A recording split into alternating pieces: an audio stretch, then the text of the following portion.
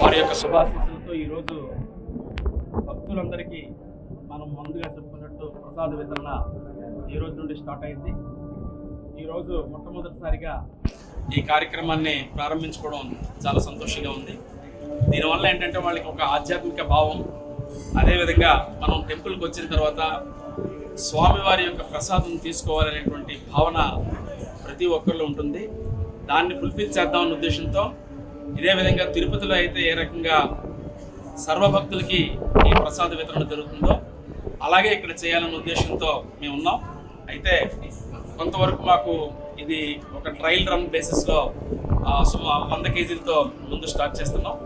దీన్ని ట్రయల్ చేసిన తర్వాత ఏ రకంగా దీన్ని ముందుకు తీసుకెళ్ళాలి, 100% భక్తులకి ఏ రకంగా సదుపాయాలు కానీ ఇన్ఫ్రాస్ట్రక్చర్ కానీ ఎట్లా కల్పించాలని ఆలోచించి తప్పనిసరిగా ఇది అతి కొద్ది రోజుల్లోనే 100% ఇది అమలు చేయడానికి ప్రయత్నం చేస్తాం.